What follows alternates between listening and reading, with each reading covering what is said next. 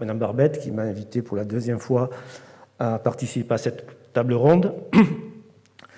Donc, en ce qui me concerne, je suis d'abord, avant d'être addictologue, j'étais médecin de santé publique, j'ai une formation en santé publique, une certaine expérience, et donc depuis une vingtaine d'années, je suis addictologue à l'hôpital Bayonne, et en ayant à la fois donc une activité de consultation, de tabacologie, de consultation auprès de patients qui présentent d'autres addictions, et chez eux, donc le tabac est souvent une coaddiction, et c'est important, mais j'ai aussi une expérience, je dirais, un peu plus de terrain, c'est-à-dire d'équipe de liaison en addictologie, et avec mon équipe, on est confronté aux patients hospitalisés, des cancéreux, on en voit toutes les semaines, des cancers du poumon récemment diagnostiqués chez des patients qui ont tout d'un coup désespérément envie d'arrêter de fumer.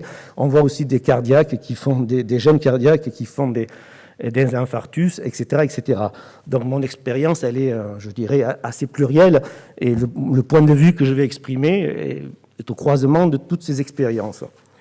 Alors ce que je vais dire reflète évidemment mon opinion, n'engage que moi, bien qu'évidemment, j'ai l'impression, d'après ce que je lis, d'après ce que je sais, tous les addictologues, la majeure partie des addictologues et des médecins de santé publique qui s'expriment sur le sujet sont évidemment favorables à une réduction des risques et à passer la vitesse supérieure dans le domaine de la tabacologie. Alors, pour illustrer mon propos, la diapo que vous voyez, la capture d'écran que vous voyez, c'est une... Ah, c'est parti. C'est là, directement. Pour revenir en arrière. Ah, pardon, c'est là. Voilà. Oui, donc la capture d'écran. Donc je vais essayer d'être bref. Mais on m'a demandé de faire en 5 minutes ce que j'ai l'habitude de faire en 30 ou 40 minutes. Donc j'ai 5 diapos et ça va être très compliqué. Je vais essayer de ne pas me disperser. Donc pour illustrer mon propos, une capture d'écran du ministère de la Santé néo-zélandais, où le tabagisme a une prévalence d'environ 20% à l'heure actuelle. Leur objectif est de passer à 5% en 2025, c'est-à-dire dans 5 ans. Et pour cela, évidemment, les Néo-Zélandais ont décidé de faire la promotion du vapotage. Le vapotage est moins toxique que le fait de fumer. Voilà. C'est un des 2 ou 3 pays qui s'est lancé dans cette dynamique. Alors. Le problème, alors là, en tant que médecin de santé publique, je ne peux pas m'empêcher de donner quelques chiffres. Le problème, c'est qu'on vit, au niveau du tabac, une pandémie permanente qui fait 8 millions de morts par an, et ça depuis plusieurs décennies. En France, le nouveau directeur de l'INCa, l'Institut national du cancer, vient de se fixer comme objectif une réduction de 60 000 de l'incidence de 60 000 cas de cancer d'ici 2040 en France. Alors quand on sait que le tabac est responsable de 46 000 cancers par an en France, on s'est dit, si ce monsieur s'intéresse au problème du tabac, il risque d'atteindre ses objectifs assez facilement. Alors, quant au Pays Basque, alors c'est toujours plus facile de parler de ce qu'on a autour de nous, c'est certes un petit confetti de 305 ou 10 000 habitants, mais on a quand même, au Pays Basque, il y a 53 000 fumeurs. Par simple extrapolation, la simple extrapolation des données nationales, 53 000 fumeurs, 400 morts par an. Ça fait plus d'un mort par jour. Alors, autre constat, et c'est ça qu'il faut prendre en compte, c'est que tout le monde sait qu'en Occident, en tout cas, on s'avance vers la fin du tabac fumé à moyen terme. Tout le monde le sait, les chiffres du tabagisme chutent, en particulier aux États-Unis, en Angleterre. Il y a moins de 5% des jeunes maintenant qui fument. Et surtout, ceux qui le savent mieux que nous, ce sont les cigarettiers. Les cigarettiers arrêtent d'investir dans le tabac, essaient de trouver des moyens alternatifs, mais tout le monde sait qu'en Occident, le tabac, c'est terminé. Autre constat qui a déjà été évoqué, c'est que l'offre d'accompagnement est particulièrement limitée. Sur le Pays Basque, 300 et quelques mille habitants, nous sommes à tout casser 2 ou 3 addictologues à temps plein à nous occuper de cette problématique, à offrir une offre de soins. Donc on a une offre de soins qui est largement limitée, d'autant plus que tout le monde sait que malgré les efforts, les professionnels non spécialistes ont du mal à s'investir dans le tabac pour diverses raisons sur lesquelles on pourrait réfléchir. Alors moi, ce qui me fait penser qu'il faut passer à la vitesse supérieure, c'est que de nouveaux outils sont très efficaces, sont disponibles, en particulier la vape. Donc notre rôle de soignant, à mon avis, c'est de favoriser leur utilisation pour réduire rapidement et massivement les dégâts du tabac. Massivement, il y a bien cette notion de santé publique, agir vite et massivement, et arrêter finalement le massacre, arrêter de laisser des fumeurs poursuivre leur addiction alors que le combat est quasiment terminé. Alors la réduction des risques en tabacologie, il y a un continuum. Le premier niveau de réduction des risques, il ne faut pas l'oublier, c'est l'utilisation de la nicotine. La nicotine est un alcaloïde toxique, c'est un insecticide, et si on l'utilise, nous, au quotidien, si on utilise les prescriptions pharmaceutiques, c'est bien qu'on a mesuré le bénéfice-risque de la nicotine et qu'il est largement supérieur à sa toxicité. Donc le niveau 1, c'est l'utilisation de la nicotine, qu'elle soit pharmaceutique ou vapée. Pour moi, enfin pour nous, pour les médecins de santé publique, la vape, les vaporisateurs sont des moyens beaucoup plus ludiques et beaucoup plus intéressants pour les fumeurs d'utiliser la nicotine. Deuxième niveau, alors le premier niveau, pas de tabac. Deuxième niveau, alors ça c'est très théorique, deuxième niveau de réduction des risques, c'est a fortiori théorique, c'est le snus. Le snus, je ne sais pas si vous savez ce que c'est le tabac à chiquer. Le tabac à chiquer, c'était largement diffusé autrefois en Europe et ça s'est concentré, depuis quelques décennies, ce sont surtout les Suédois qui utilisent le snus. Alors les Suédois, 5% de fumeurs et le taux le plus bas d'Occident de cancer du poumon. Le snus, d'ailleurs, commence à être diffusé aux États-Unis par les immigrés des pays du Nord et les Anglais se posent la question de savoir s'ils ne vont pas l'autoriser. Alors, troisième niveau de réduction des risques, on n'a pas beaucoup d'expérience, mais ça commence à se diffuser, c'est le tabac chauffé. Tabac chauffé, pas beaucoup, d'après le Public Health England, l'Institut de santé publique anglais qui a étudié la question, pas beaucoup d'études indépendantes, bon, peu de données. C'est beaucoup moins toxique que le tabac, mais plus que la vape. Donc ça semble être un outil intermédiaire entre la vape et le tabac.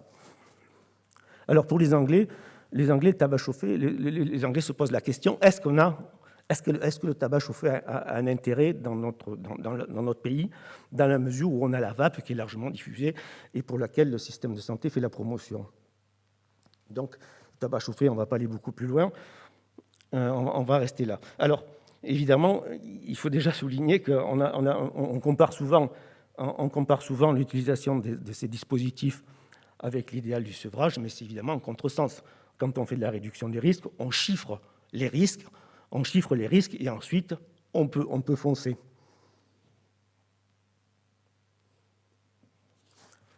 Alors, très brièvement, la vape, plusieurs études ont montré que c'était le moyen le plus utilisé en France pour arrêter de fumer. 27%, 3 millions d'utilisateurs, 27% des fumeurs ont arrêté de fumer grâce à la vape.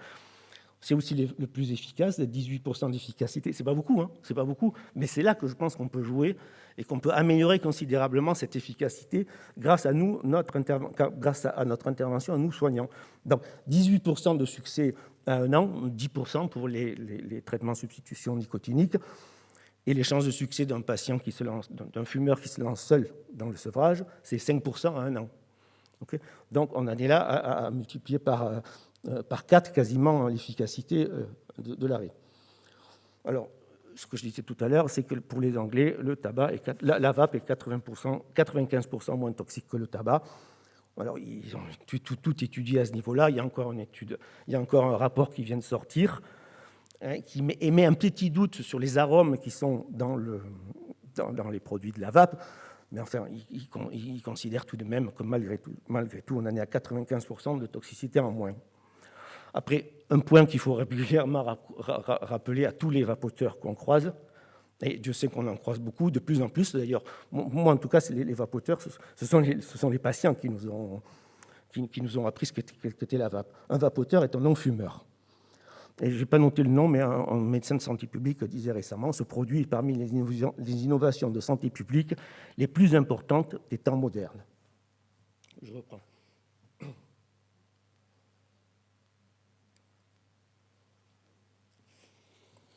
Alors, je vais juste vous rapporter une petite étude qu'on a réalisée au Pays Basque.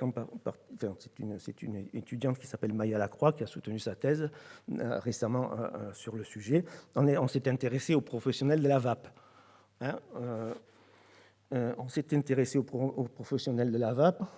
Sur le Pays Basque, il y a entre 22 et 25 boutiques de VAP, ce qui fait, je commence par la fin, ce qui fait environ une boutique pour 2000-2500 fumeurs. Alors, Maya a mené une enquête qualitative structurée auprès de 15 boutiques, une enquête vraiment à la méthodologique solide sur le plan qualitatif.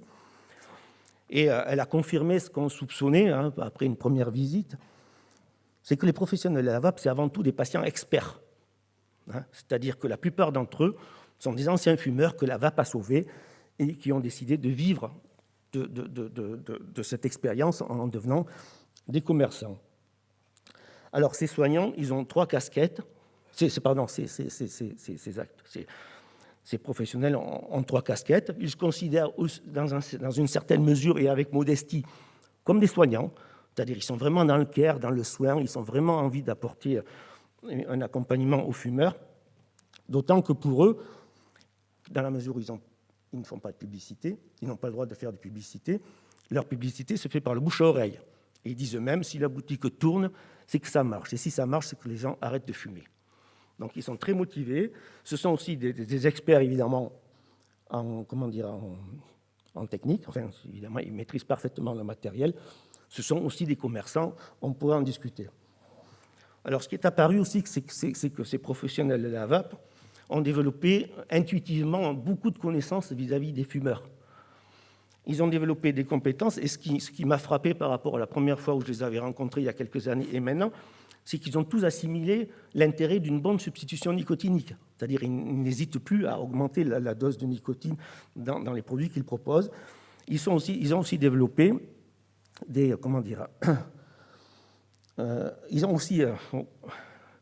Ils savent déterminer le profil de leurs patients. Et quand on discute avec eux, on se rend compte qu'ils ont compris tout à fait ce que c'était les divers stades motivationnels. Okay, donc ils savent parfaitement évaluer un patient, lui proposer de la nicotine et évaluer son stade motivationnel pour l'accompagner. Voilà. Alors, le conseil que je pourrais vous donner localement, c'est de les rencontrer localement, parce qu'ils sont vraiment demandeurs de collaboration, et essayer d'instaurer une filière avec les plus motivés d'entre eux, ceux à qui le contact est bien passé, ceux qui vous ont d'emblée proposé, par exemple, ce qui est le cas de nous filer du matériel, de nous filer du liquide. Je vous propose, je pense qu'il est une bonne chose de les inclure dans une filière, de les rencontrer et de s'appuyer véritablement sur ces acteurs.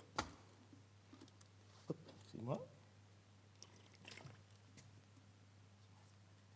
C'est terminé. Donc, en conclusion, je reprendrai une phrase d'un médecin de santé publique là, qui est paru dans le Lancet il n'y a pas longtemps. Invoquer le principe de précaution pour prévenir les risques liés au vapotage est injustifié face aux dégâts massifs engendrés par le tabac fumé. Inclure la vape dans l'approche individuelle des fumeurs pour une aide au sevrage tabagique, si besoin en combinaison avec d'autres techniques, me semble un impératif. Et ce qu'on peut faire passer comme message à tous les soignants, si vous croisez un fumeur, appliquez, tout à l'heure c'était les 4 ou 5 cas, je ne sais plus, mais autrefois on appelle ça le conseil minimal et l'intervention brève. Soyez rassurés, vapotez au lieu de fumer. Voilà, merci. Bien, merci beaucoup. Alors, pour vous rassurer, c'est vrai qu'on vous demande peut-être là une petite présentation un peu brève, parce que de toute façon, l'échange va se poursuivre. Donc, je vous invite à aller vous asseoir tranquillement, avec votre bouteille, comme ça, tout va bien. Et voilà, donc ce qui serait bien, c'est que pour les 4 prochaines personnes, on fasse une petite présentation. Et après, voilà, on fait un échange tranquillement, sachant qu'il y aura ensuite 2 autres interventions. L'une qui sera le programme suisse Stop Tabac, et on aura également, pour terminer, l'Escape Game GAF Addict. Donc, pour l'instant, je vais appeler, si elle est là, je l'espère, je crois que oui, le docteur Scheherazade Kinwani. Voilà, super. Que l'on applaudit aussi pour l'accompagner. qui est médecin généraliste, entre autres, parce qu'elle a plein de qualificatifs. Donc, je pense que je vais la laisser finir la présentation, parce que c'est très technique, tout ce que vous faites aussi. Voilà, donc médecin généraliste en tout cas. Docteur Sherazade Kinwani, qui va nous faire cette présentation, et ensuite qui sera rejointe par 2 autres intervenants. Je crois que c'est juste après. Ça, c'est bon. Génial. Bonjour à tous. Je vais rapidement me présenter. Je suis Sherazade Kinwani, médecin généraliste exerçant mon activité de soins en Gironde dans une maison de santé pluriprofessionnelle et aussi épidémiologiste dans une unité INSERM à l'Université de Bordeaux où je travaille sur l'usage de produits psychoactifs plutôt chez les jeunes adultes, notamment la cigarette électronique. Je vais plutôt vous présenter des éléments de données de la littérature autour de la question qui m'a été posée en amont de cette présentation, qui est les jeunes et la cigarette électronique favorisent-elles l'entrée dans le tabagisme? Ce qui veut dire que je n'aborderai pas les éléments de réduction de risque, d'efficacité de la cigarette électronique dans la démarche d'arrêt du tabac. Comme je vous ai dit, je vais présenter des données de la littérature. Donc on va avoir une approche plutôt populationnelle et épidémiologique, plutôt qu'une approche individuelle autour de la relation médecin-patient et éventuellement les adaptations que l'on peut faire dans le colloque singulier. Et paradoxalement, je travaille sur l'usage des cigarettes chez les jeunes adultes, mais je vais parler, comme je vous l'ai dit, des adolescents.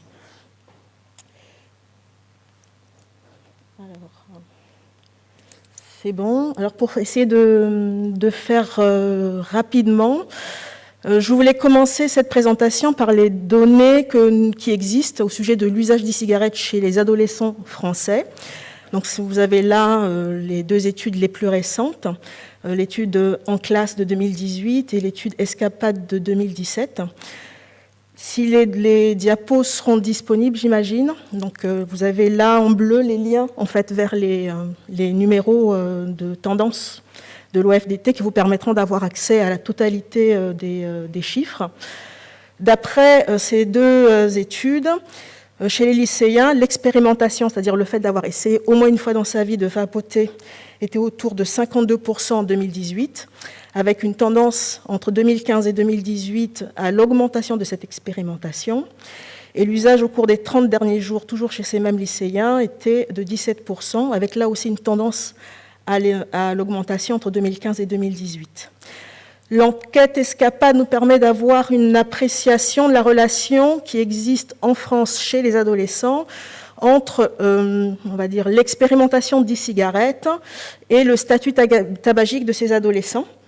Donc là, ce que vous voyez sur le diagramme en barre dans la figure à droite, enfin votre droite, oui c'est bien ça, c'est en rouge pour les 2 diagrammes 2014 et 2017, les données chez les adolescents de 17 ans fumeurs, alors qu'en bleu foncé et bleu clair, ce sont les données chez les adolescents non fumeurs. Et comme vous le voyez, même si l'expérimentation d'e-cigarettes chez les adolescents de 17 ans est surtout une pratique des adolescents fumeurs, il y a une tendance entre 2014 et 2017 à l'augmentation de l'expérimentation chez les adolescents non fumeurs. Donc, ce sont les premières données de la littérature ciblées sur la France. De façon plus générale, c'est pas très grave, je vérifie juste. Donc, désolé, il y a un petit bug. De façon plus générale, ce que nous dit la littérature 7 fois internationale, centrée sur les études observationnelles longitudinales, c'est que pour essayer de comprendre cette notion d'entrée dans le tabagisme chez les adolescents, il faudrait en fait regarder les adolescents non fumeurs, mais aussi les adolescents fumeurs. Donc il y a énormément d'études observationnelles en fait, qui existent sur le sujet des adolescents non fumeurs. Et ces études ont tendance à dire que l'expérimentation d'e-cigarettes favorise ultérieurement, et la majorité des études ultérieurement est définie par au moins 1 an plus tard, l'expérimentation de tabac, que ce soit en termes de cigarettes fumées, en termes de cigares ou de chicha. Et il y a moins d'études qui montrent que l'expérimentation d'e-cigarettes favoriserait la poursuite de cet usage du tabac à la langue. Donc ce qu'on sait, c'est que ceux qui expérimentent l'e-cigarette lorsqu'ils sont non-fumeurs ont tendance à essayer le tabac plus tard. Ce qu'on ne sait pas, c'est si après cette expérimentation, ils se maintiennent dans un usage du tabac. Chez les adolescents fumeurs, ce qui est un peu brouillé là par une superposition, je pense, de diapos ou d'animations, c'est que la littérature n'est pas très claire, ne nous dit pas clairement si chez un adolescent qui fume déjà, le fait d'essayer la cigarette électronique ou d'en poursuivre, de se maintenir dans le vapotage, favorise le maintien de l'usage du tabac, voire sa progression, son augmentation. C'est un peu plus clair chez les adultes jeunes. On sait que chez les adultes jeunes fumeurs qui expérimentent la cigarette électronique, dans les études longitudinales, ils ont tendance à se maintenir, voire à augmenter leur consommation de tabac. Une fois qu'on a dit ça, c'est-à-dire que la part d'adolescents non-fumeurs qui ont essayé la cigarette électronique a tendance à augmenter au cours des 5-6 dernières années, une fois qu'on a dit que l'expérimentation d'e-cigarettes a tendance à favoriser chez les adultes non-fumeurs l'expérimentation du tabac, et là, faute de temps, je ne l'ai pas abordé, mais il semblerait dans ces études aussi que les adolescents non-fumeurs qui habituellement ont des facteurs protecteurs, c'est-à-dire ont plutôt un soutien familial suffisant, ne sont pas consommateurs réguliers d'alcool, n'ont pas tendance à fumer régulièrement du cannabis, ont une faible intention à l'initiation du tabac. Il semblerait que ce groupe, habituellement à faible risque, a tendance à plus essayer la cigarette électronique dans les études. On aurait envie d'être alarmiste. Pour nourrir le débat, je dirais que ce que les études montrent et les différents chiffres que j'ai énoncés, c'est qu'ils sont beaucoup à essayer, mais ils sont quand même peu à se maintenir dans l'usage d'e-cigarettes en continu. Il y a beaucoup d'appelés, mais il y a peu d'élus. Et comme je l'ai dit, il n'est pas clairement établi que cette expérimentation d'e-cigarettes soit corrélée à la poursuite du tabac, un usage occasionnel ou régulier du tabac, que ce soit chez les fumeurs, mais aussi chez les adolescents non-fumeurs. Enfin, on a la chance en France d'avoir un cadre en principe législatif qui favoriserait quand même cette réduction de l'expérimentation d'e-cigarettes si elle était respectée. Et là, pareil, en cliquant sur le lien, vous aurez accès aux différents articles du Code de santé publique qui précisent clairement, depuis la transposition de la directive européenne, en principe, l'interdiction de vente aux mineurs, l'interdiction d'affichage de publicité de la cigarette sur la cigarette électronique visible en extérieur, etc., qui devrait en principe permettre de limiter l'expérimentation d'e-cigarettes. Je vous remercie.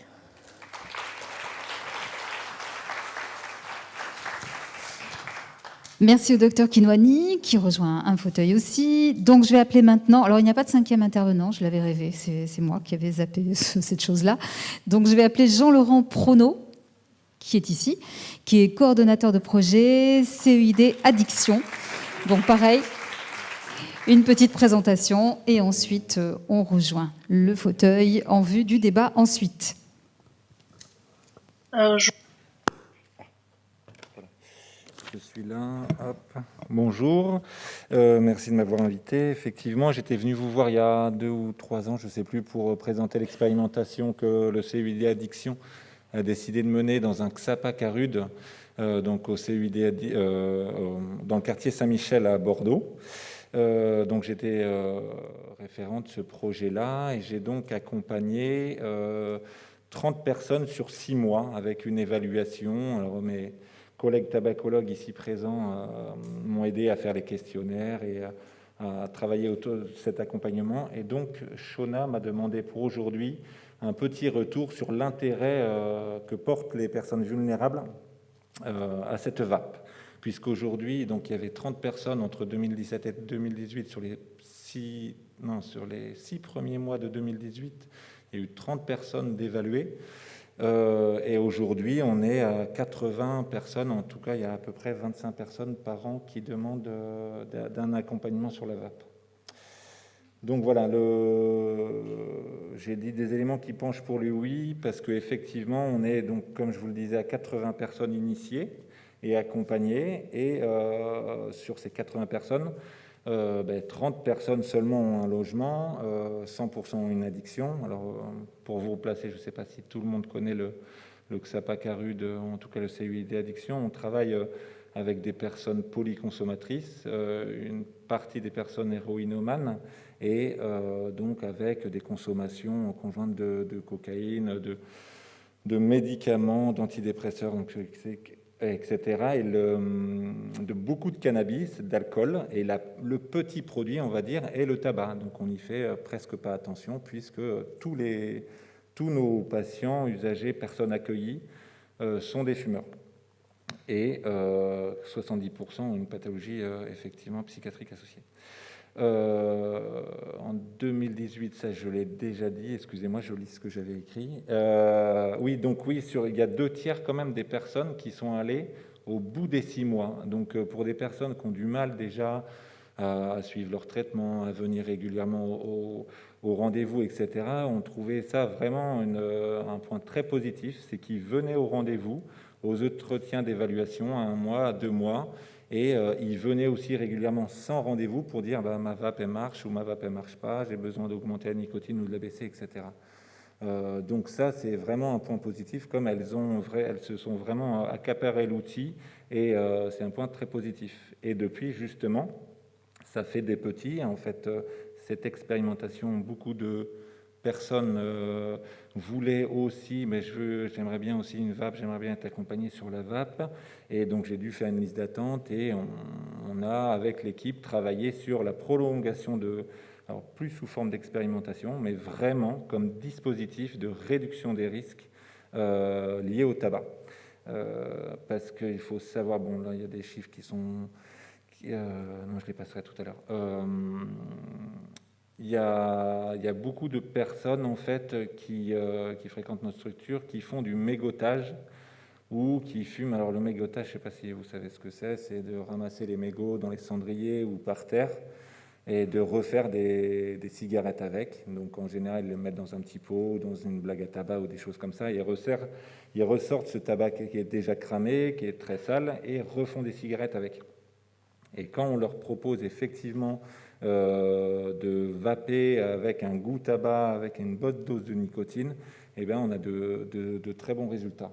Donc c'est pour ça que j'ai mis en presque 3 ans, donc sur 54 personnes toujours en contact, voilà, parce qu'il y a une partie qu'on a perdu de vue, 1 sur 2 utilise toujours la vape. Donc les raisons, le côté pratique, ce qu'ils me disent aussi, enfin moi je suis aussi vapoteur, après 25 ans de tabagisme, donc j'ai aussi cette petite expérience. Et c'est très facile d'utilisation, l'accessibilité des liquides, effectivement, même si je n'oriente pas vraiment vers les tabacs pour des produits de qualité, je vais plutôt orienter sur des boutiques spécialisées. Les personnes, mais bon, ici dans notre CARUD, on a décidé aussi de leur délivrer 2 fioles de liquide par semaine, donc voilà, pour toute personne qui a une vape. C'est prêt à l'emploi, ouais, voilà. Donc on appuie 5 fois sur le bouton, ça marche, et tout va bien. On a notre malheureusement dans l'image, mais le petit shoot de nicotine qui est demandé. Et donc j'avais noté un témoignage, voilà, donc quelqu'un qui a certaines personnes qui sont très addictes, et bon, ils dorment dans des tentes, ils dorment sous les ponts, ils dorment dans des squats et des choses comme ça. Donc au-delà du côté inflammable, il y a aussi le côté pratique. Je me lève, hop, j'appuie sur ma vape, j'ai ma petite dose de nicotine et je me rendors. Je ne suis pas obligé de me réveiller, peut-être de reprendre une gorgée d'huile de 6 et des choses comme ça. J'essaie de faire rapide. Bien sûr, le côté économique, ça c'est clair. En plus, il y a une partie qu'on donne, donc c'est encore plus économique. Mais voilà, ça c'est quelques témoignages qui ont été dits. Donc on n'achète plus de clopes, je fume celle qu'on m'offre. Il faut dire qu'il y en a aussi qui font moins la manche, ou alors la manche sert à autre chose. Le côté santé, ça c'est vraiment, ça m'est rapporté à chaque fois qu'on me demande de rentrer dans le dispositif de la vape, là, on me dit, ouais, moi j'en ai marre, je crache tous les matins, noir, rouge, voilà. Bon, c'est des personnes qui fument minimum 20 cigarettes par jour, ça peut monter à 50, 60. Voilà. Donc, après les premières semaines, premiers mois, donc il y a moins de tout, elles se sentent moins fatiguées dans la vie de tous les jours. Il y a le côté un petit peu couleur de peau, mais ça c'est moi qui leur dis parce qu'ils s'en aperçoivent pas forcément, mais ils sont moins gris et moins émaciés, enfin voilà. Et après, effectivement, il y avait des petites incidences qu'on n'avait pas forcément étudiées au départ, enfin qu'on n'avait pas prévues, qui étaient le changement de comportement, et donc comportement aussi par rapport à d'autres produits. Et donc, la Binge, l'association avec la fameuse 8-6, et avec d'autres produits. Donc, je commence par ça, et pour l'instant, j'ai l'impression que je bois moins de bière parce que la cigarette avec la bière, la cigarette électronique, c'est un peu plus sucré, mais j'ai moins envie de bière, voilà. Et donc d'autres qui se posent la suite, j'aimerais bien aussi arrêter le cannabis. Ça, c'est souvent donné aussi, ça c'est par toutes les personnes que j'ai pu accompagner, que ce soit dans mon entourage ou au travail. Quand la vape est adoptée, le retour en arrière est compliqué dans le sens où on n'a pas un cendrier dans la bouche ou sur les vêtements. Les odeurs sont plus agréables. Et quand ils ont quelque chose qui ne va pas, ils sont vite en stress. Heureusement, c'est là où c'est important d'avoir une personne qui est un peu dédiée à ça quand même dans la structure, ce que j'ai beaucoup fait depuis 2017, d'être un peu le service après-vente, l'accompagnant assez disponible pour pouvoir dire, oui, là, ta résistance, elle est cramée, c'est normal que tu aies un goût de brûlé, ça fait 3 mois que tu es là-dedans, enfin, voilà, on lave l'appareil, etc. On remet tout ça en charge, et puis là, on repart sur la vape. Les odeurs, je ne fume plus de tabac dans la maison, ça c'est aussi très vrai. Voilà, plateforme. Donc conclusion, très bien. Voilà, c'est un véritable intérêt pour les personnes vulnérables, pour les personnes qui ont, toutes les personnes qu'on accompagne. Chaque année, encore chaque mois, il y a des personnes qui veulent s'inscrire dans ce programme VAP. Donc je peux que dire ce bon résultat de l'effet VAP sur les personnes vulnérables. Voilà. Je vous remercie. Je pense. Ah oui. Merci Jean-Laurent, qui va regagner le salon, lui aussi. Et je vais appeler maintenant Jérémy Saurin, qui est là, qui est ingénieur biochimiste, formateur FIVAP, Ingé-Sciences, voilà, qui va aussi nous faire une petite présentation. Et juste après, on passe à l'échange. Bon, pour l'instant, tout le monde vous tourne un petit peu le dos, mais après, ils reviendront vers vous, bien sûr.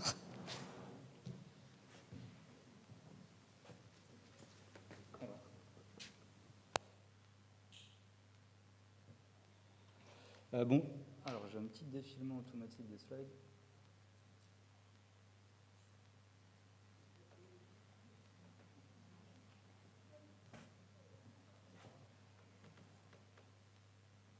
Alors je sais pas pourquoi ça défile de façon automatique. C'est toi Jean-Laurent qui m'a flingué le truc déjà.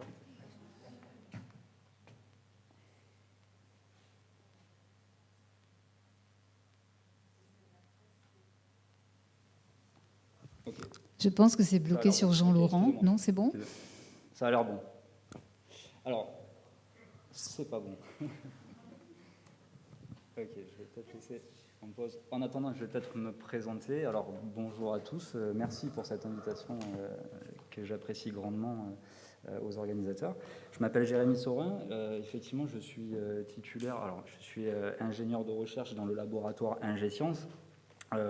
Laboratoire dans lequel nous menons diverses activités. On a quand même un cœur de métier sur les produits du vapotage. Je ne vais pas forcément présenter dans le détail toutes les actions que nous menons au laboratoire pour préciser un petit peu la teneur du propos que je vais tenir par la suite. Mon temps de travail, personnellement, se sépare en diverses missions. La principale, c'est d'effectuer une veille bibliographique de la littérature scientifique sur les produits du vapotage. disons la moitié de mon temps de travail. Et puis après, j'ai des missions expérimentales où nous avons un certain nombre d'équipements dédiés à l'étude des produits vapotage au laboratoire. Donc nous produisons également modestement des données sur l'utilisation de la cigarette électronique et notamment la composition des liquides. Et puis j'ai aussi une mission un petit peu de vulgarisation où je fais de la formation auprès du personnel des professionnels de la filière, donc plutôt des gens qui travaillent en boutique, qui vont être à l'interface finalement avec les fumeurs. Hein. Ils sont confrontés à un nombre important de fumeurs et j'essaye, de ce que je comprends du coup de la littérature scientifique, de les accompagner dans leur travail de conseil et de optimiser notamment la question de sécurité qui m'est posée ici. Alors, comment assurer la sécurité du consommateur ? J'ai précisé en France. Pourquoi en France ? Parce qu'il faut considérer chaque pays comme une espèce d'écosystème dans le milieu du vapotage. Écosystème, ça va être assez problématique quand même. Écosystème dans lequel eh bien, les produits se sont développés et forcément influencés par leur environnement, la réglementation qui est spécifique dans les pays, eh bien, ça va donner des spécificités aux produits dont il faut tenir compte quand on étudie justement les produits de vapotage. Alors là, je vous avoue, ça va être très compliqué de faire la présentation si les slides défilent toutes seules. Je vais peut-être sortir du monde de présentation. À la limite, si vous le sentez, Jérémy, on le fait sans. Si vous connaissez un petit peu... Ou alors, je ne sais pas... On va le faire en direct, hein, c'est pas mal aussi comme ça. Okay. Alors, je vais peut-être faire comme ça, si ça ne dérange personne.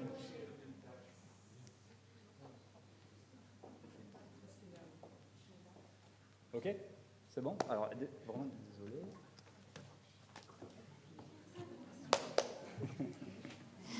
Ah, il fallait bien que ça bug à un moment donné. Hein. C'était trop bien jusque-là.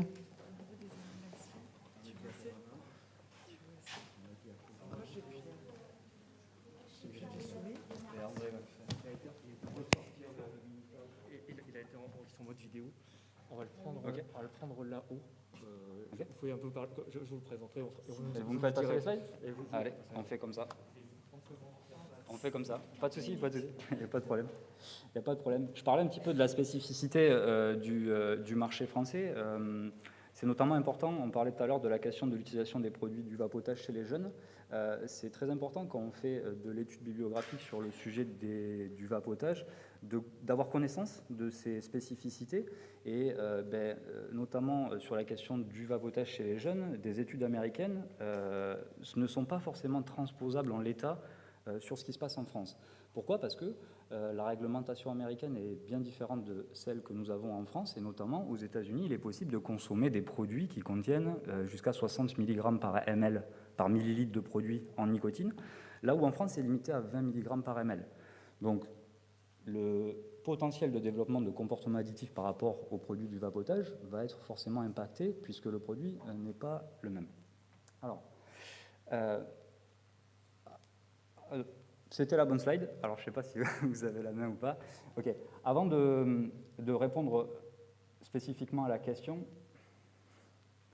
celle d'avant, s'il vous plaît.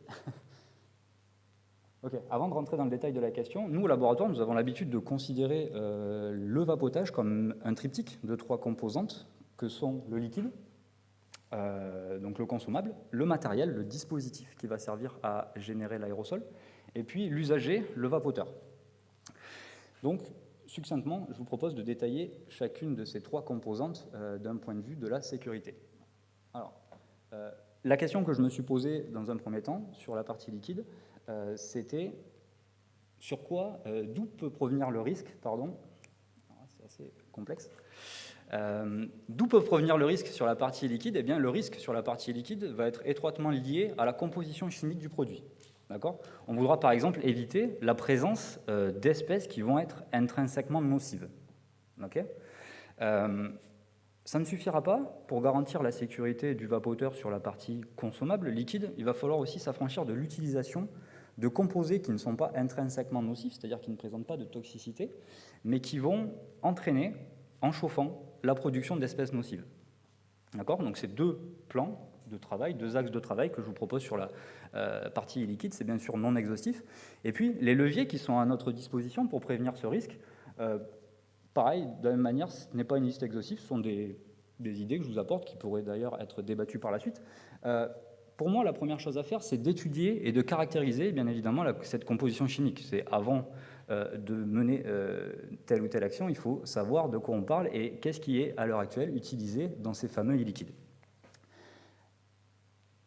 De plus, un autre levier que nous avons à disposition va être bien évidemment le levier réglementaire. Il va falloir imposer des limites, mettre des bornes finalement à ce qu'il est possible d'utiliser ou de ne pas utiliser dans les produits. C'est ce que j'ai appelé une réglementation stricte, mais adaptée aux produits. Enfin, le dernier levier que je vous propose sur la partie liquide, c'est la notion d'information, d'éducation et de responsabilisation, alors que ce soit le milieu industriel, les acteurs professionnels de la filière, que ce soit les fabricants, mais aussi les distributeurs, ces fameux vendeurs de cigarettes électroniques qui sont entre l'industrie et le fumeur, mais aussi le consommateur lui-même. À l'image d'un conducteur de voiture, si on parle de sécurité routière, on peut lui fournir la voiture la plus sécurisée possible. Il va rouler avec sa voiture très sécurisée sur une route extrêmement sûre. S'il a un comportement aberrant, il va prendre un risque important. Sur la partie matérielle, d'où va provenir le risque ? Le risque inhérent à l'utilisation du dispositif est étroitement lié aux conditions de vaporisation.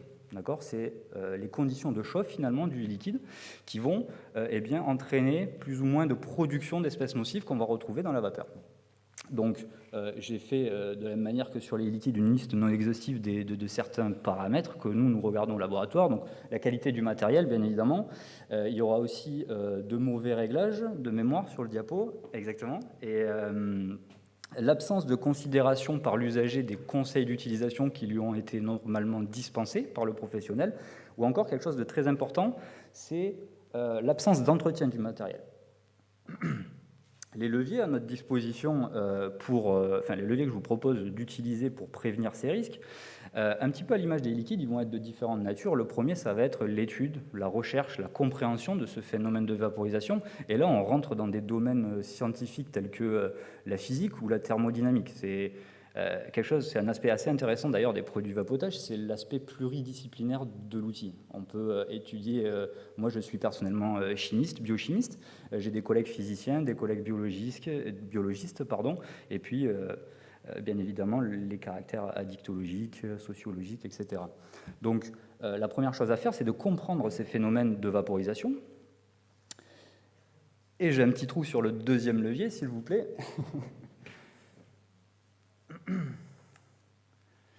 Voilà, développer et s'appuyer sur l'expertise technique des professionnels du secteur, c'est quelque chose qui est très important, qui je crois est repris dans les travaux du docteur Lacroix, c'est-à-dire que assez expérimentalement, les professionnels du secteur, donc les gens qui travaillent dans la boutique, ont développé une espèce d'expertise technique sur l'outil et ils sont aujourd'hui capables de conseiller.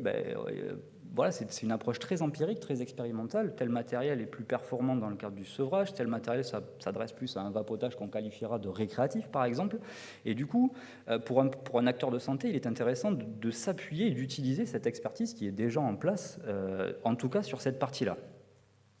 Et puis, le dernier levier que je voulais vous proposer, c'est également éduquer et conseiller le vapoteur sur les conséquences de ses choix, notamment, vous savez, les fameux réglages sur le dispositif de la cigarette électronique, quel est l'impact d'augmenter la puissance de vaporisation, etc., etc. Donc, à l'image des liquides, le vapoteur va avoir un rôle à jouer dans sa propre sécurité. Alors, je vais essayer d'accélérer un petit peu. Donc, le dernier volet, c'était justement l'usager lui-même. Je l'ai dit à plusieurs reprises, il a un rôle important à jouer. D'où provient le risque quand on parle d'usager ? Le risque, là, va être dans son comportement de consommation. Par exemple, une consommation quotidienne de produits extrêmes, qui va forcément être associée à une augmentation des risques du vapotage. Également, l'absence de considération des conseils d'utilisation, ou encore une dérive comportementale qui est aujourd'hui observée avec le recul, qui est nécessaire de caractériser, une dérive comportementale vers ce qu'on appellera un vapotage récréatif. C'est finalement, on s'éloigne un petit peu de la raison initial du vapotage, qui est bien évidemment le sevrage tabagique, ou arrêter de fumer, ou se substituer au tabagisme. Et on vient consommer les produits vapotage plus par plaisir, sans forcément identifier soi-même la raison de la consommation. Est-ce que ça pose problème? Oui ou non? On peut en débattre par la suite. Les leviers pour prévenir ces risques, eh bien, il n'y a pas de secret pour moi, à l'image de ce que j'ai dit pour le matériel et les liquides. Il va être nécessaire de faire des études pour comprendre les comportements de consommation des vapoteurs. Comment est-ce qu'ils vapotent? Quand est-ce qu'ils vapotent? Est-ce qu'ils vapotent comme ils fumaient? Est-ce que ce comportement évolue dans le temps avec l'expérience de vape? Ce sont des questions que je trouve personnellement très pertinentes et qui nous aident à comprendre la perception que va avoir l'usager du produit qu'il consomme. Former et informer le personnel qui interagit avec les vapoteurs, vous voyez qu'on retrouve pour moi les mêmes items, les mêmes leviers. C'est aujourd'hui des personnes qui n'ont pas, pour la plupart, de bagages, ne serait-ce scientifiques, mais même d'un point de vue tabaco ou addicto, qui conseillent des fumeurs parce qu'ils les ont en face d'eux sur ces questions-là. Donc, pour moi, il est nécessaire de les former, de les accompagner, et pour qu'ils puissent mener à bien la mission de santé publique qui semble se dessiner pour eux. Et enfin, dispenser une information et un suivi personnalisé aux vapoteurs sur la durée. Donc j'aurais pu mettre aux fumeurs également. Je pense que ça, c'est commun avec différentes stratégies ou approches dans le sevrage. C'est l'accompagner dans sa pratique. Et pour ça, il faut connaître un petit peu ce que c'est le vapotage pour pouvoir l'accompagner en tant que vapoteur. En conclusion, on a parlé de sur quoi faut-il travailler pour assurer la sécurité du consommateur en France. Donc j'ai parlé de la composition chimique des liquides, les conditions de vaporisation du matériel et les comportements de consommation des vapoteurs. Donc ça, c'est pas du tout exhaustif, c'est juste pour représenter les trois composantes de mon triptyque, ces trois axes de travail finalement. Par quel levier? Je vous ai proposé un levier de l'ordre de l'analyse et de la recherche, donc le monde de l'étude. On a besoin de données, de comprendre les phénomènes afin de pouvoir mener différentes actions. Un levier de l'ordre de la pédagogie, alors j'ai la pédagogie peut-être un petit peu maladroitement, mais pour moi c'est la nécessité de transmettre de l'information transparente, objective, que ce soit des professionnels ou même du consommateur final. Le volet réglementaire, bien évidemment, il faut cadrer les pratiques et de façon stricte, c'est-à-dire obligatoire. Aujourd'hui, il existe un certain nombre de normes en France. La France a été le premier pays à se doter de normes expérimentales. Aujourd'hui, elles ne sont pas obligatoires pour les fabricants. La question de les rendre obligatoires, par exemple, est clairement sur la table. Et puis, j'ai mis aussi la notion de professionnalisation. C'est quelque chose que j'aimerais partager avec vous très rapidement. Il faut bien comprendre que la vape est aujourd'hui ce qu'elle est en France, elle est devenue ce qu'elle est, à l'état où on en est aujourd'hui en 2020, par elle-même. C'est-à-dire que ça s'est développé de façon totalement empirique. À aucun moment, un acteur de santé ou un industriel n'est venu poser un schéma théorique dans lequel il s'est dit, je vais tout cassé, dans lequel il s'est dit je vais proposer tel produit parce qu'il répond à un besoin, soit dans un objectif de santé publique, soit dans un objectif mercantile. Et ça, c'est assez intéressant de voir qu'aujourd'hui, il y a quand même 1,5 million de personnes qui sont vapoteuses exclusives. Ça veut dire qu'ils vapotent et qui ont arrêté de fumer. Ils ne consomment plus de tabac aujourd'hui. On parlait des chiffres ce matin de la réduction tabagique observée depuis le 2017. Moi, intuitivement, alors je n'établis bien sûr pas le lien de causalité, mais 3 millions d'utilisateurs des produits vapotage à l'heure actuelle, à peu près, 3 millions de fumeurs en moins. La question mérite d'être posée quand même de l'importance du vapotage dans cette réduction tabagique. Et puis, pour ouvrir le débat, et ça sera vraiment la fin de mon intervention assez compliquée, je dois vous avouer, avec qui faut-il mener ce travail? Alors, ma vision des choses, et c'est pour lancer le débat, bien évidemment, ma vision des choses, c'est que ça doit être un travail collaboratif. Il doit intégrer les fabricants, donc c'est le monde de l'industrie. Pour moi, ce sont les industriels qui aujourd'hui sont, on pourra le regretter ou pas d'ailleurs, mais ce sont eux qui ont les informations techniques sur les produits, la composition chimique des produits par exemple, les commerçants, qui sont l'interface, je l'ai dit tout à l'heure, entre le fumeur et le produit, donc qui ont un rôle au moins de conseiller à jouer, les régulateurs, bien évidemment, les usagers, on en a parlé également, les chercheurs, donc qui représentent ici le monde de la recherche en général, qui est bien évidemment important. J'ai mis les médias. Je ne sais pas trop que penser des médias. Vous me direz si vous voulez débattre du traitement médiatique aujourd'hui fait sur les produits du vapotage en France. Et puis les acteurs de santé. Alors je ne les ai pas mis en dernier parce que pour moi leur importance est moindre. Je les ai mis en dernier pour qu'on puisse en parler ensemble. Et je vous remercie de votre attention. quelques illustrations des équipements dont nous disposons au laboratoire. Merci beaucoup, Jérémy. Évidemment que c'était intéressant. Alors c'est là que ma mission, elle n'est pas super drôle, hein, je l'avoue, parce que je vais vous frustrer un petit peu. C'est vrai qu'on a 2 autres sujets qui vont arriver après et on voudrait essayer que tout le monde puisse en profiter avant les retours, évidemment. Donc, je vais peut-être vous demander de vous retourner à nouveau un petit peu plus face au public et on va essayer d'être très concis. Donc, s'il y a des questions, et ça serait chouette qu'il y en ait, qu'elles soient très brèves, ne partez pas en digression. Des questions brèves, des réponses, s'il vous plaît, les plus brèves possibles pour qu'on puisse profiter ensuite, évidemment, des 2 autres intervenants. Alors, on a, vous avez un petit peu vu les sujets, donc vous avez peut-être des questions plus pour l'un ou pour l'autre, hein, des personnages qui sont là. Donc, Jérémy, vous l'avez bien compris, dans la partie chimie, voilà, tout ce qui touche à la sécurité du consommateur. Le docteur Campagne, soignant et cigarettes électroniques, comment faire en pratique avec le patient fumeur. Pour Jean-Laurent Prono, ce sera autour de la cigarette électronique, l'intérêt auprès des publics vulnérables. Et pour le docteur Kounouani, ce sera jeune cigarette électronique, est-ce qu'elle favorise l'entrée dans le tabagisme? Donc voilà, s'il y a des questions plus pour l'un pour l'autre, je vous laisse faire, on a le micro. Alors, voilà, et on a une première question. Gérard Audureau, président de DNF, vice-président de l'Alliance contre le tabac. J'ai entendu dans la première intervention un certain nombre de sophismes que je vais essayer de réutiliser en sens inverse. Hein, quand on parle de la fin du tabac, c'est pour demain. En réalité, on s'appuie, en le disant, sur le fait que l'industrie du tabac, si elle se mêle de vendre de la cigarette électronique ou des produits qui y ressemblent, ou du tabac chauffé, c'est que elle trouve que le tabac chauffé et surtout la cigarette électronique, c'est l'avenir. Et moi, je vais faire le sophisme inverse en disant, si l'industrie du tabac s'en mêle, c'est qu'elle y a un intérêt, et son seul intérêt, c'est de revenir par le tabac chauffé à la cigarette proprement dite.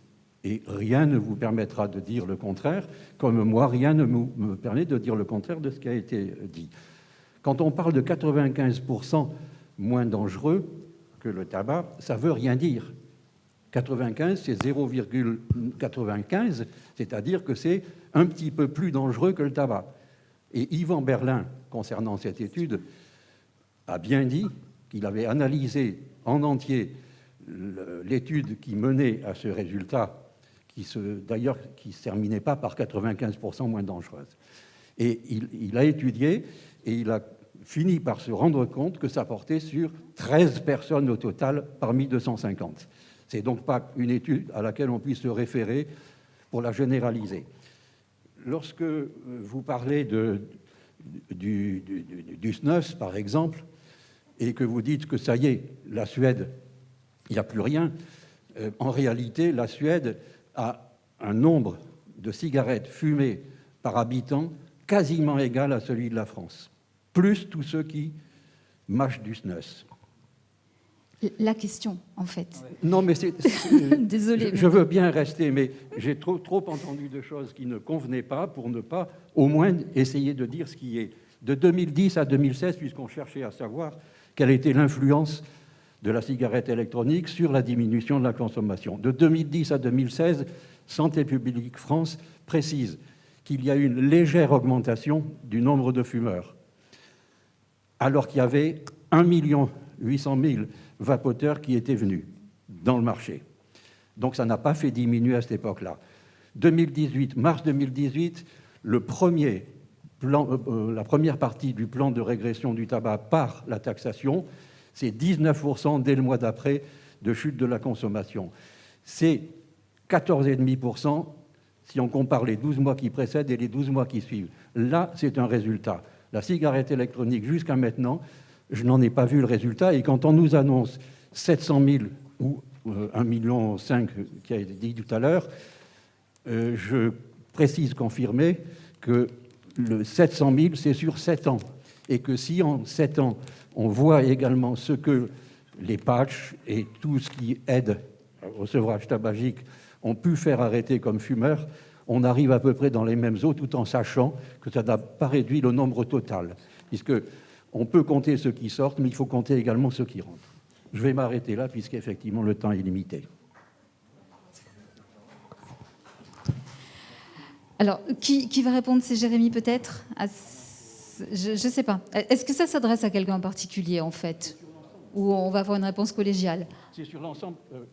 Ouais. C'est sur l'ensemble, mais non seulement c'est sur l'ensemble, mais en plus, j'ai été ravi d'entendre la deuxième intervention. Celle de la FIVAB ne me déplaît pas du tout non plus.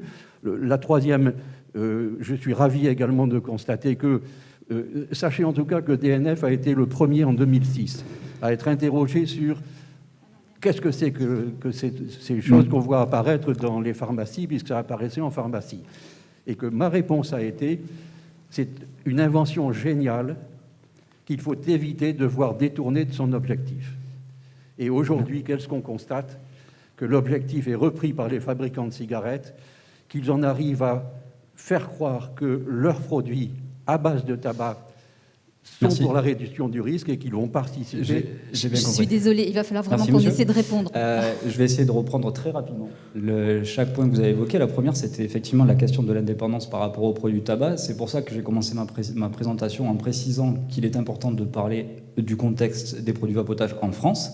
La France est l'un des seuls pays où le marché des produits vapotage est dans l'immense majorité possédés par des industriels qui sont complètement indépendants de l'industrie du tabac, en France. D'accord ? C'est quasiment unique au monde. Même dans des pays comme la Grande-Bretagne, le Royaume-Uni, qui est pourtant un pays très favorable à l'utilisation du vapotage, ils ont ouvert d'ailleurs la possibilité de communiquer sur les produits vapotage. Le revers de la médaille de cette ouverture a été l'emprise des industriels du tabac, parce qu'effectivement, ce sont eux qui ont le plus de moyens pour communiquer vis-à-vis de ces produits.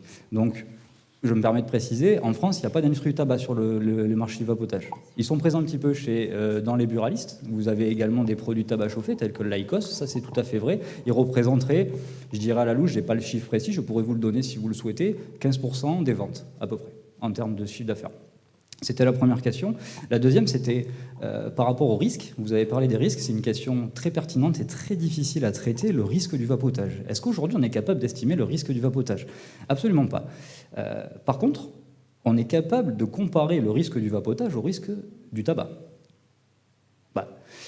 On est quand même assez conscient des risques liés au tabagisme. On sait lier, par exemple, la présence de tels composés chimiques toxiques dans la fumée de tabac avec des risques à moyen, long terme du tabagisme. La première chose qui a été faite lors de l'émergence de l'utilisation de la cigarette électronique a été, bien évidemment, de comparer la fumée de tabac avec l'aérosol de cigarette électronique. Aujourd'hui, on a ce que j'appelle, moi, personnellement, une double réduction des risques, c'est-à-dire que si vous prenez le cocktail d'espèces toxiques présentes dans la fumée du tabac, vous allez en retrouver 4 à 5 dans un aérosol de cigarette électronique, donc on passe de plusieurs dizaines de composés à 5 seulement. Quand vous regardez les niveaux maintenant, les quantités de ces 5 espèces toxiques résiduelles dans l'aérosol de cigarette électronique, eh bien vous vous rendez compte qu'il y a également une diminution de la quantité. Donc c'est pour ça que je parle de double réduction, c'est-à-dire qu'on réduit le nombre de toxiques et puis on réduit leur quantité. Alors, pardon ? Est-ce que quelqu'un d'autre veut éventuellement répondre? Et ensuite, on va peut-être passer à quelqu'un d'autre pour poser une question. Brève, toujours s'il vous plaît, parce qu'on a encore 2 sujets à aborder. Oui.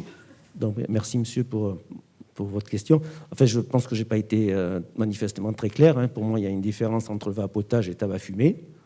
Deuxièmement, en ce qui concerne, vous parlez d'une étude, mais moi je n'ai pas parlé d'une étude qui montre que le tabac est 95% moins toxique que le tabac, puisque c'est l'Agence de santé publique anglaise qui a étudié des centaines de publications et qui en est arrivée à cette conclusion. Voilà, donc je n'invente rien. Ensuite, en fait, je vous renvoie à la question. Au-delà de vos questionnements, qu'est-ce que vous nous proposez à nous, acteurs de terrain, pour accélérer la réduction du tabagisme et pour arriver à ce à quoi en sont arrivés, par exemple, les Américains, 13% de fumeurs, les Anglais, moins de 15%. Nous, on est encore à 20, 25, on est à loin de 25. Alors, qu'est-ce que vous nous proposez à court terme, rapidement, pour arrêter le massacre ?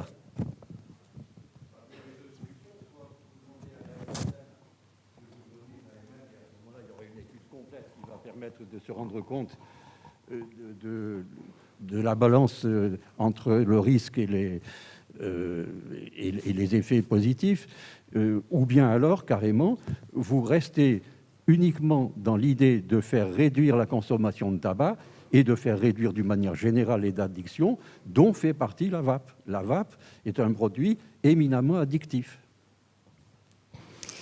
Peut-être le docteur Coigny voudrait répondre, ou une réponse de votre côté, brève. C'est addictif, mais je crois qu'il ne faut pas se tromper. Il faut pas se tromper de cible, quoi. L'objectif, c'est quand même, l'ennemi, c'est quand même le tabac fumé. Okay, donc un vapoteur est un non-fumeur.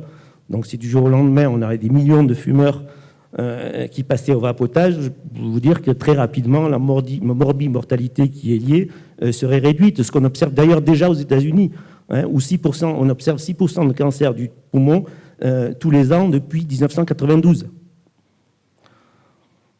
Bien. Voilà. On va s'arrêter là. Docteur Campagne, merci beaucoup.